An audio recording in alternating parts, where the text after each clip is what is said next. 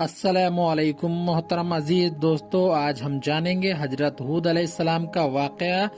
حضرت ہود علیہ السلام کو قوم عاد بھی کہا جاتا ہے۔ قوم عاد احقاف نام کے ایک بستی میں آباد تھی۔ احقاف عربی میں ریت کے ٹیلوں کو کہتے ہیں اور یہ علاقہ سمندر کے کنارے پر تھا۔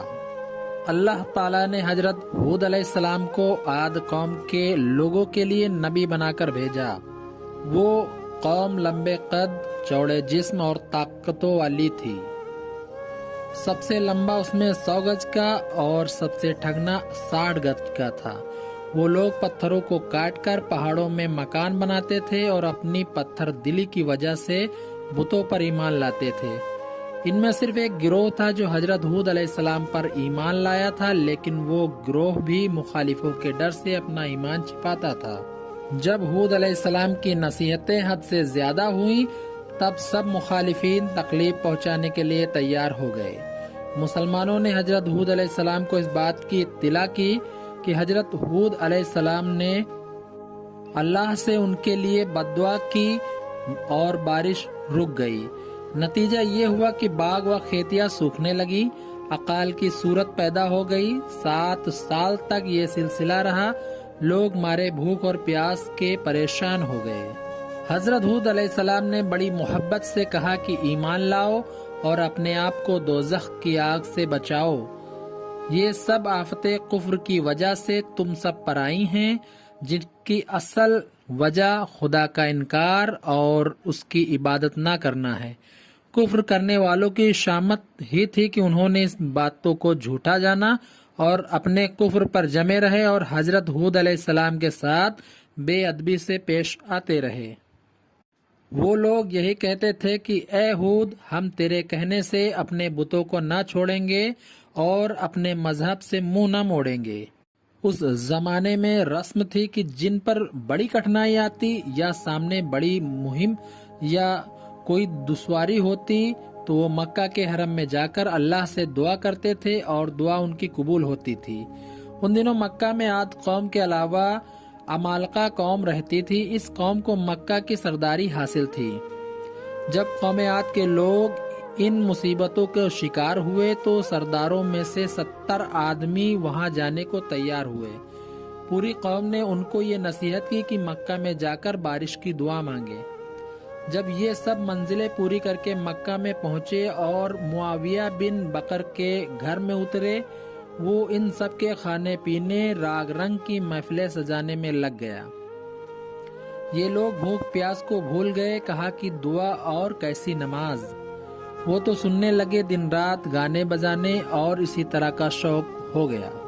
میزبان کو معلوم تھا کہ یہ لوگ دعا کرنے آئے ہیں، لیکن وہ ان لوگوں کو اس لیے نہیں کہتا تھا کہ وہ کہیں گے کہ کیا بڑا کنجوس ہے، کھلانے پلانے سے کتراتا ہے، پھر اپنی قوم میں جا کر مجھے بدنام کریں گے۔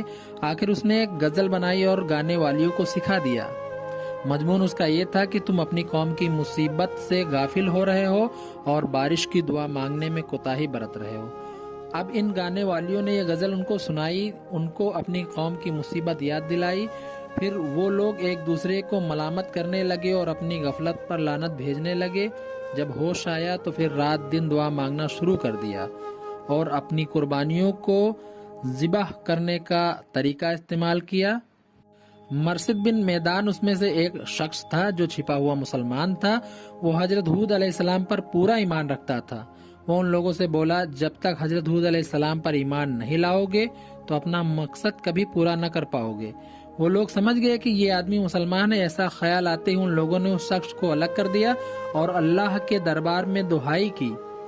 اس مدت میں 3 ٹکڑے بادل کے، سفید، کالے اور لال پیدا ہوئے، اور اس بادل میں سے ایک یہ آواز آئی کہ اس میں سے ایک ٹکڑا اپنا لو اور اس کے بعد اللہ کے حکم کا انتظار کرو۔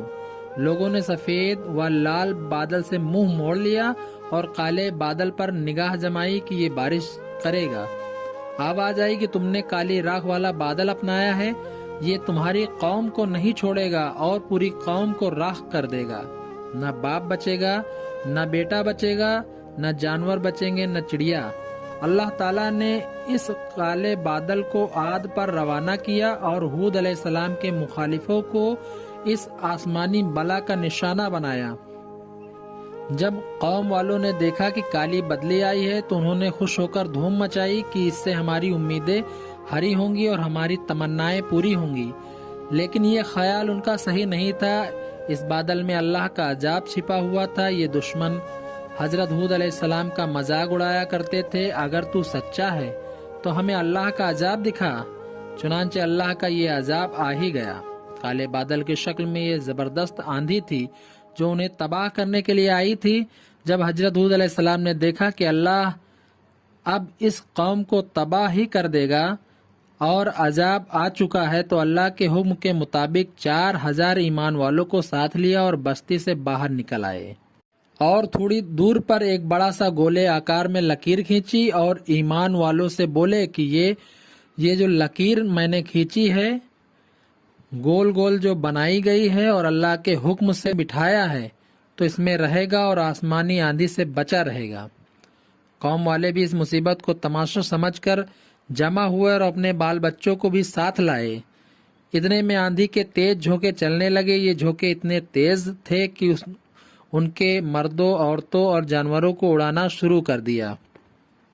وہ لوگ کنکریوں کی طرح ادھر سے ادھر گرنے لگے، گھائل ہونے لگے، جانے لگی۔ یہ صورت دیکھ کر قوم کے لوگ گھروں کی طرف بھاگے، لیکن اس آندھی طوفان میں گھر ہی کہاں بچے تھے۔